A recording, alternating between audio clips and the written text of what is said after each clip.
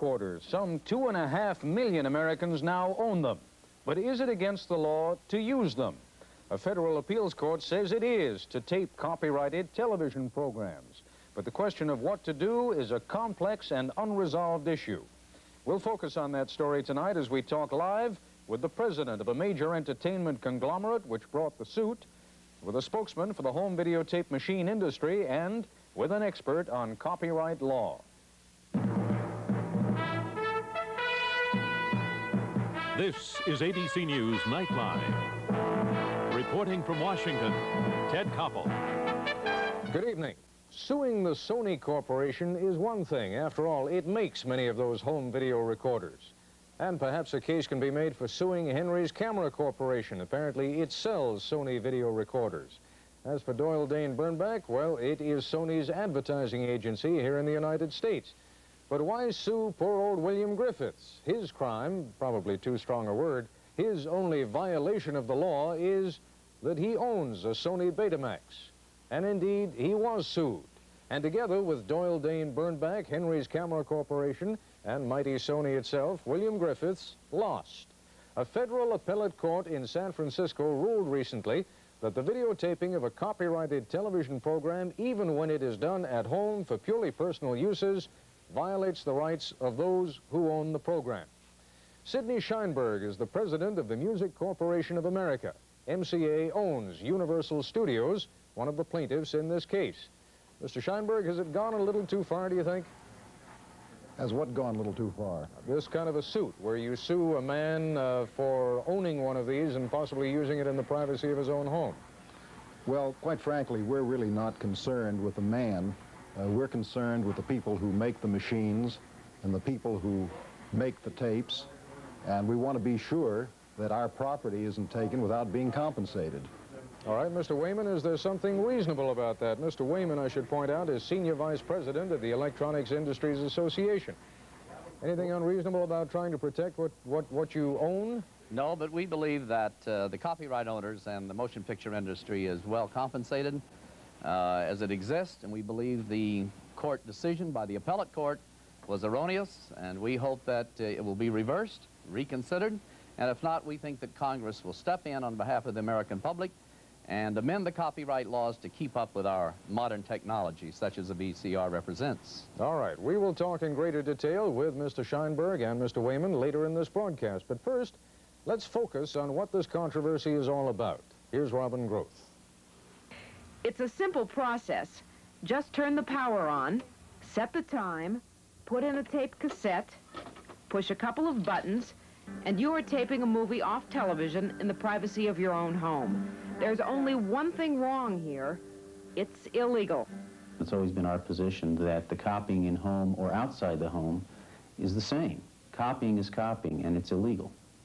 Stephen Croft is the attorney representing Universal Studios and Disney Productions.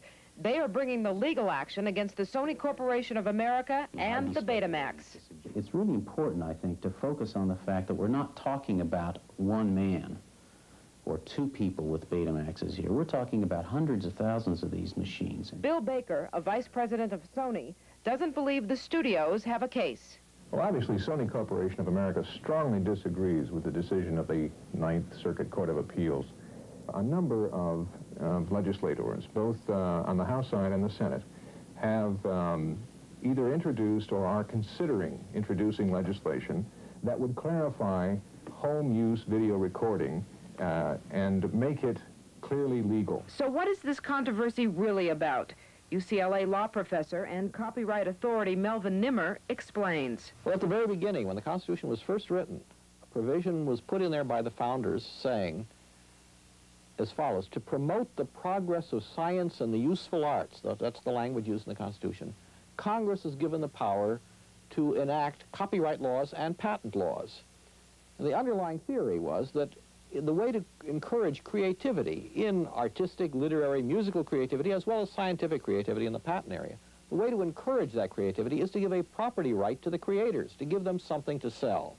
So from 1909 to 78, we were under a single copyright law with a few amendments, such as the Motion Picture Amendment. In 1978, we got an entire new copyright law, which in many ways does take account of new technological developments. But these developments are going at such a speed that it's inevitable that technology gets ahead of even the new law. And here, the videotape recording is an example of the way in which the Act has not really kept up with that development. Chet Migden, National Executive Secretary of the Screen Actors Guild, says you can't get something creative for nothing. The public feels it wants the right to see everything and have everything. But on the other hand, there is the issue of property rights. And something must be done. There must be a compromise between those two elements. The public's desire to see and the respect for the property rights of others. RCA is betting a lot on the video disc. Unlike the video cassette, the video disc only plays back pre-recorded material and cannot be used to record.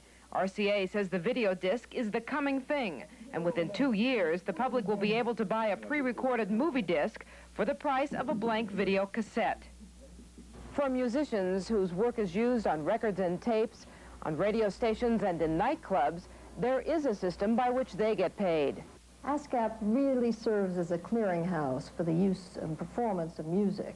Gloria Messenger is the chief operating officer of ASCAP, the American Society of Composers, Authors, and Publishers.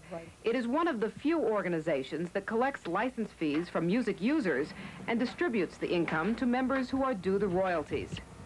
ASCAP monitors by taping local radio and television stations, by getting program performance information from the television networks, by getting programs from the symphony and concert halls, by taking a survey of music uses on airlines, and by taking a sample of performances of background music services such as Muzak. ASCAP is an example of an organization that has made the copyright laws work, but as satellites, cable systems, and other communication technologies advance, what does the future hold? A satellite dish in every backyard? I think it's a distant dream within the next 5 years. Certainly it's dependent to a certain extent on the launch of a new generation of satellites. Wayne Baruch is president of the entertainment division of Robert Wold Communications, one of the largest satellite companies in the world, and he says the future is here. The best example we've seen recently was the Sugar Ray Leonard-Tommy Hearns fight, where certain viewers who are attached to subscription television stations in various parts of the country paid a specific fee to get that fight into their homes. Lots of other different kinds of events will be delivered in the near future via pay-per-view.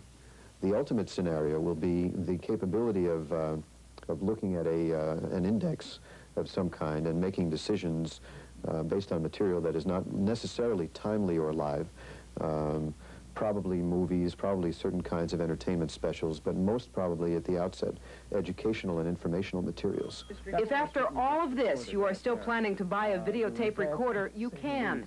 Sony has announced it will continue to manufacture and sell its product regardless of the recent ruling.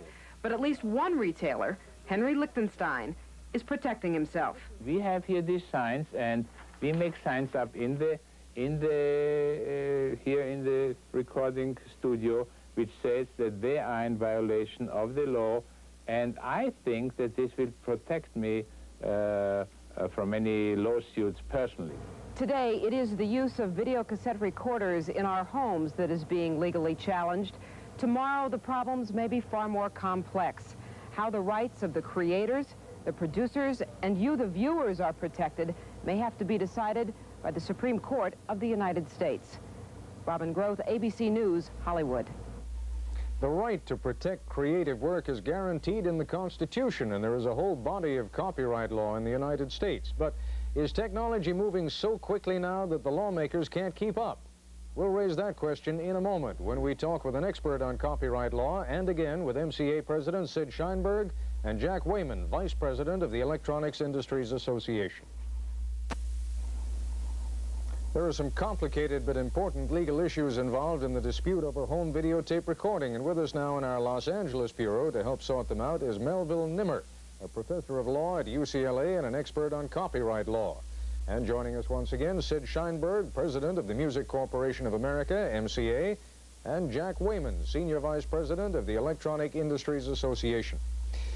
Professor Nimmer, if you'd be good enough to help sort this out for us just a little bit and be gentle with those of us who are neither professors nor lawyers, can you, in simple language, explain what the issue at stake is here?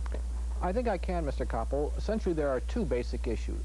The first is, does the individual in his home who uses his videotape recorder, by that act, commit an act of copyright infringement? And this recent court decision said, yes, that is an act of copyright infringement. Is he therefore a criminal in the broadest sense of the word? He is not a criminal. It's not a crime. It's only a civil liability. But may I go on to the second issue, which affects this first issue? The second issue is the seller of the machine, in this case Sony, what is called a contributing infringer by selling the mechanism whereby the infringement can occur? The court said yes to the second point too, and then there is a third point, namely, what is the remedy? What do you do about it? Ordinarily, when somebody wins in a copyright infringement action, he's entitled to a permanent injunction. But this time the court suggested to the lower court, instead of an injunction prohibiting further acts of this sort, instead of that, a royalty can be prescribed by the court as against the company, against Sony. And if Sony pays such a royalty, then the people in their homes are no longer infringers. All right. They automatically are made lawful. Let me go to Mr. Scheinberg of MCA, and it was one of your companies, Mr. Scheinberg, Universal, that was a plaintiff in this action. Would that be satisfactory to you if, for example, Sony were to pay a royalty? Well, in a perfect world, we obviously would like to preclude the existence of this particular product because we don't believe there's any real fair way for us to be compensated. The reality, however, is that we don't live in a perfect world, and we may have to accept, and indeed we are prepared to accept, a fair and reasonable royalty that would be shared in by all of those people who toil in the vineyards of making copyrighted property and would guarantee us some just compensation. I don't want to get us into too complex an area, but if, for example, the royalties end up in the pool, and one of the contributors to the creative pool, let's say, is the producer who came up with Jaws, and the other one is the producer of some C-grade movie that no one really wants to see, how are you going to determine who gets what out of that pool? Well, that's a complicated issue. I would say this. There is a procedure that exists right now in another area called the Copyright Royalty Tribunal. Some of the problems that are raised by the pool, they can resolve. Other problems would presumably have to be worked out by negotiation or, failing all else, by some type of tribunal that the law might establish. All right. In other words, just because the problem is a difficult one, in our judgment, that isn't a reason why the answer should be we're entitled to nothing. Let me just ask you, I can see why you went after Sony. Sony, after all, is a giant in this industry, but why go after an individual, and why cloud the issue in what, in a certain sense, has raised or perhaps lowered this thing to a certain level of mockery, where you go after someone in their own home? The reasons for that are really in the realm of the law, and I, frankly, can't answer that for you. I could. But suffice it to say, we have no interest whatsoever in chopping down anybody's door and taking out anybody's Betamax from anybody's house. All right, Mr. Nimmer, I think I heard you whispering gently there in the background that you thought you could answer it. Why did they go after it? Yes. In order to hold Sony liable as what is called a contributory infringer, you cannot be a contributory infringer. You cannot contribute to the infringement unless, in the first instance, there is an infringement, a primary infringement. The primary infringement is the individual in the home. Unless that is first established, you cannot go to the second step and find Sony also liable as a contributory infringer. All right, Mr. Wayman, let me go to you for a moment. What has been suggested so far sounds reasonable enough. If someone creates a product and they infuse it with their own creativity, aren't they justified in expecting to be paid for it? Well, they certainly are, but we think that the motion picture industry and others are certainly adequately compensated by this product because this product does several things. If it only built home libraries to put away and to use just for even personal use, let alone commercially, which it does not. But that is not the case. The video cassette recorder does three things. It makes home movies with your own camera, and that we are going to film away from tape, tape away from film very quickly. But it also plays pre-recorded cassettes. Some 35,000 titles are now available, 4,000 movies. Only 90 movies were available 4 years ago. And there is a time-shifting use for it. It means that those that work at night, those that work at day, can enjoy programs when they wish to. And those royalties have been paid because the rating services check those sets, VCRs, as if they were television sets, and they compensate the motion picture companies or anyone that originates programs. So that building libraries just doesn't happen in only about 5% of the case of the use of the VCR. Well, but it can happen. I mean, you must acknowledge that technically there is the possibility that people can tape whatever they want and keep it for as long as they want. Yes, but technology is leapfrogged. It's not economically feasible to tape off the air with commercials. Let's say a movie that was on this last week, very popular show. You could tape it, and yet you'd have commercials. You might have a fuzzy picture off your set if you don't have a good antenna, and it's probably been censored.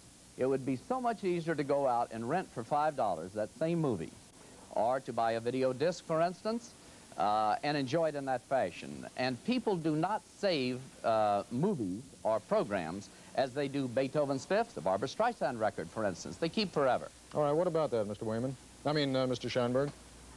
Well, I think we've heard a lot of nonsense here. As far as we're concerned, if somebody tapes a program, even if he chooses to see it later, he is depriving us of a legitimate opportunity, A, to have him as part of our audience on another showing of the program for which we're to be compensated. B, he's certainly depriving us of an opportunity to sell him a tape. But the most important thing of all is that I take great umbrage, and quite frankly, I'm offended at anybody telling us that we've been paid enough. Our notion of our society, at least it used to be such, was that if you owned a property, you had the right to control its destiny.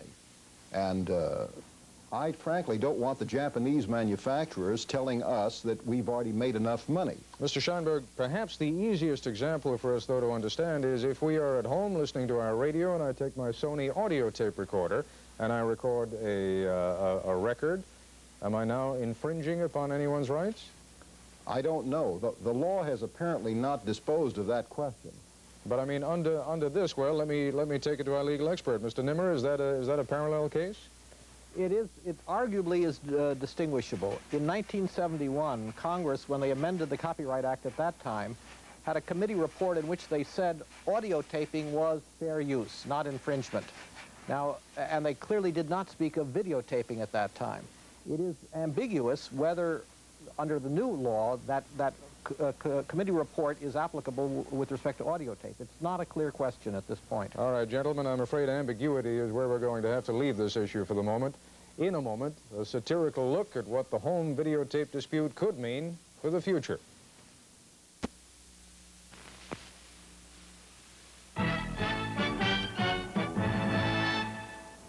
"1984 was the arbitrary date chosen by novelist George Orwell for a kind of worst of all possible worlds, which he saw coming from the trends of his time.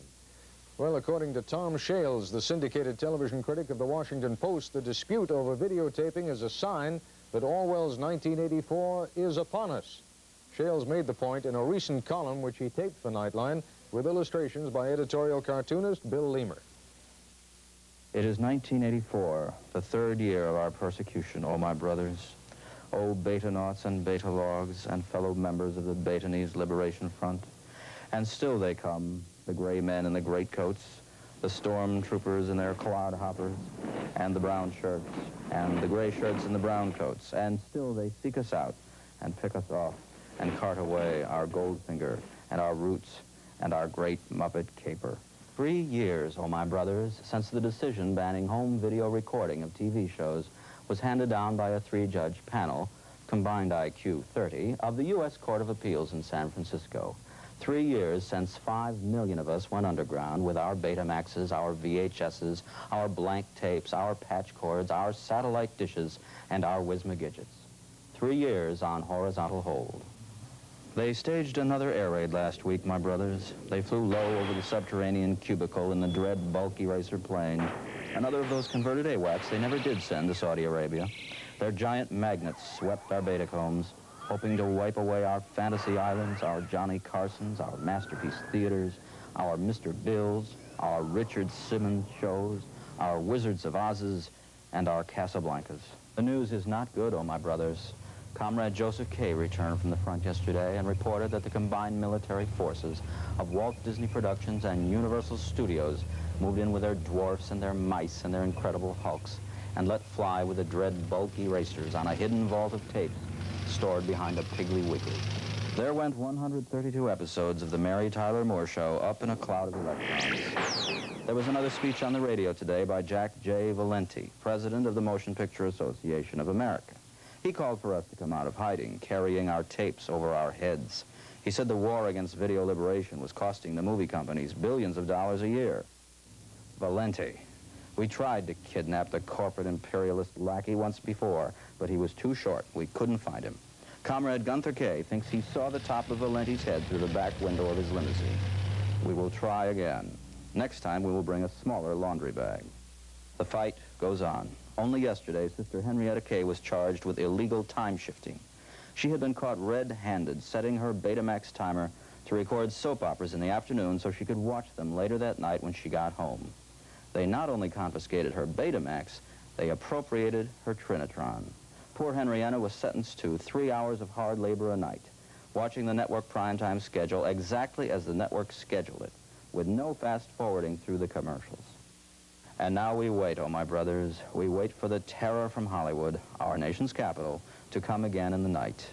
Even Mike Wallace is on our trail now. Creepy peepee cameras roam the countryside. The Eyewitness News jet-propelled traffic copter scours the landscape. Comrade Hector Kay thinks he even saw Magnum P.I. casing the terrain in his Ferrari. Charlie's Angels are hidden under the bed. Benny Hill is in the closet. The 10 Commandments are buried in the backyard. I have cleverly disguised a videotape of Fahrenheit 451 as a book. They only told us we could pursue happiness, oh my brothers. They never did say we could record it and play it back. I'm Tom Shales. In a moment, a look ahead at tomorrow.